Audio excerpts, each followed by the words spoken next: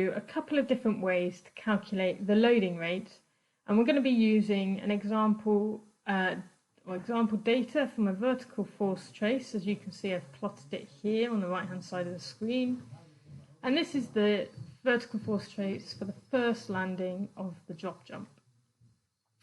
You can see that there's a few different calculations required to get us to the point, and we're going to be calculating the average loading rate, the average loading rate between 20 and 80% of the impact phase, as well as the instantaneous loading rate.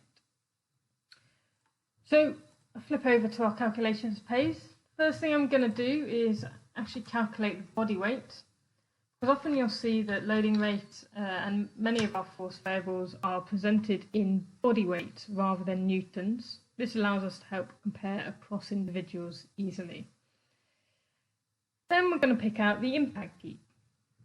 So for this person, when I've plotted the data, I can see that they have a really high impact peak, which is occurring during this initial portion of ground contact. Then there's another second little impact peak during the active phase of the jump. So for this person, I can use the max function and be confident that the max function should be able to identify this impact peak here. It is important that you double check this for every person and every trial that you run this kind of analysis on, because sometimes their impact peak is actually lower than their active force. And if that's the case, you will need to amend your template in your calculations to make sure you pick up the impact peak, because we're only interested in calculating the loading rate during the impact phase. That is the phase that it makes sense to perform this calculation on. So I'm going to run through a lot of the functions that I use quite quickly, because there are other videos that take time to explain these functions in more detail. But for the impact peak, we're going to use the max function. So I'm just going to choose the max of my whole vertical force data. And that comes out at 4,225 newtons. And if I just eyeball quickly on the curve here, it comes out at. The next function I'm going to use is called the match function. Again, there is a video on this, but we're simply going to be matching our impact peak here to our vertical force data to identify the row that this impact occurs in. I'm going to use 0 because you can see as it pops up here, the match type part of the function, 0 is the exact match. So I want to exactly find the impact peak. I'm going to close that, and you can see that the row of impact is row 49. I'm now going to convert this into the time column by using index, and again there is another video on this.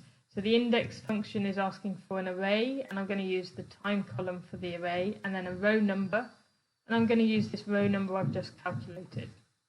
So I'm going to select my time column, all of it, for the vertical force trace, insert a comma, and then go back up and choose the row number that I've just calculated.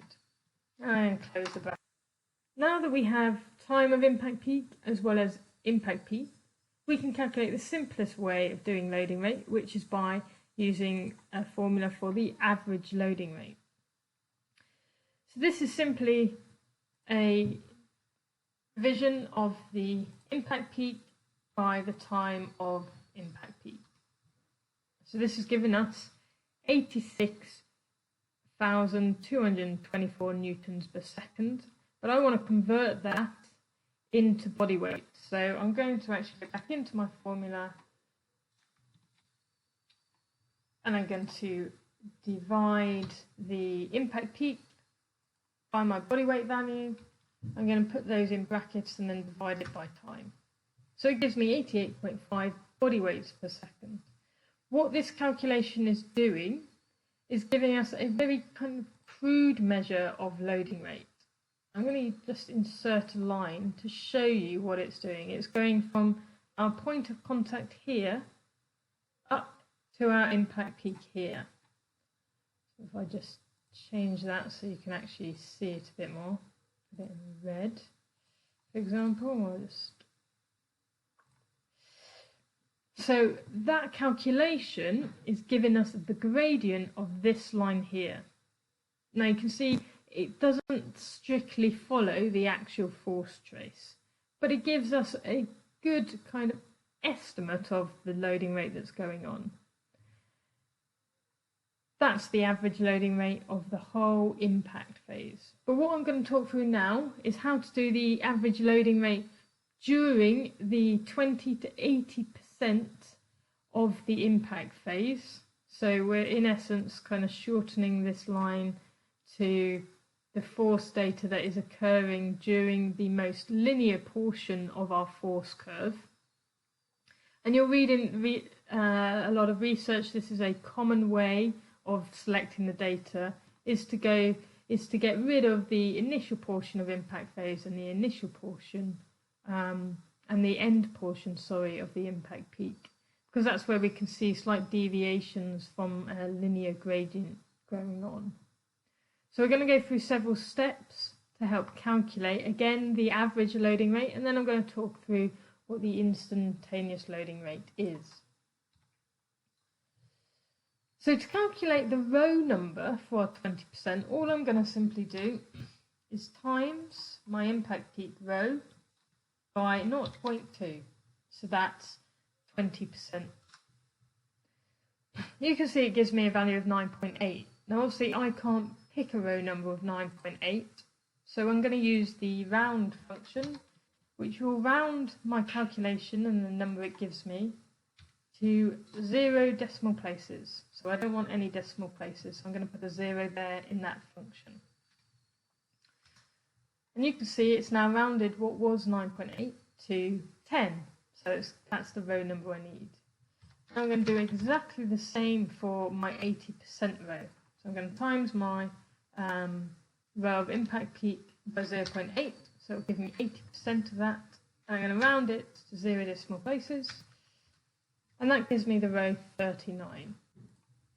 Now I'm going to go back to my index function to find the time occurrence for these row values I've just calculated. So go into my time column, select all of my time data, insert a comma, go up to my row number, and close my brackets. So this is saying in that time column, find the row where 20% of that impact time occurs, which is row 10. So it gives me a value of 0.01. I'm going to do it a slightly lazy way now to calculate the time at 80%. I'm just going to drag that formula down, remembering to go into it because I need to shift this data back up because I need to make sure I'm selecting the same data and it's choosing the row for 80% here. So I now have the time data that I'm going to use in the calculation, but I also want to get the force data. So simply use our index function again, select the array. This time it's the array of the force data. Select all of our force data. And then the row number is exactly the same that we were using before, so row 20%, and finish the formula by closing the brackets. Drag that formula down, go back in and drag up the data, the array. So now we have both the time of 20% of the impact phases and the force at 20% of the impact phase. And the same for 80%, time and force. So if we're going to calculate the average loading rate, remember that loading rate is simply just a change in force over time. I want to do a nice simple calculation where I take away the force at 80%, the 20% force from the 80%. But I need to make sure I open my brackets first. I'm going to do force at 80 minus force at 20, close brackets, and divide the whole thing by the time difference between 80 and 20%. So again, open brackets, select 80% time minus 20% time. And we're going to close our brackets. You can see that gives us a fairly large number, 61,572, sorry. And again, similarly, like we did up here, I'm just going to divide the whole thing by our body weight. And that will give us 63 body weights per second this time. So if I just go into here, make sure I put my units in. So you can see it's given us a slightly different value than simply taking the rather crude way of doing average loading rate. I'm now going to talk through doing the instantaneous loading rate during that same time period as well. So to do the instantaneous loading rate, we are going to find the maximum change in force over time. So I'm going to create a new column here called change in force. And this is a simple differentiation that we're going to do. Okay, so this is differentiating the force with respect to time. So I'm going to take this force value, the starting force value away from the second force value, and divide it by our time component or our frequency, which is going to be 0.01, because the change in time will stay the same every row that we're doing this in. So what this value represents is the change in force per second between the first time point and the second time point. So this means 1,930 newtons per second. So again, I'll just go in, don't be lazy, is he? And I'll go in and put in my units.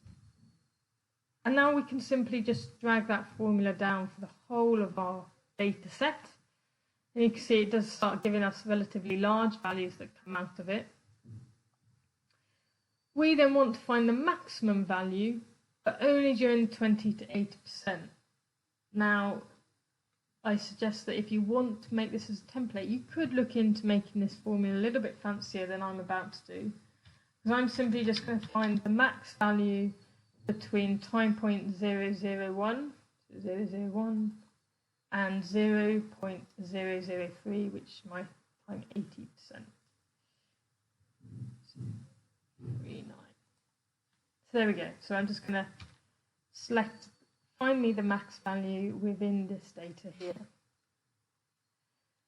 Now that comes out as quite a large value, as you can see. Remember, this is in newtons per second, so I'm going to divide it by our body weight again, so I can have it in body weights per second. And that will come out as 242 newtons, 242 body weights per second. And that is our instantaneous loading rate. And you can see it is much higher than the average loading rate. Because the average loading rate, if we remember, if I go back to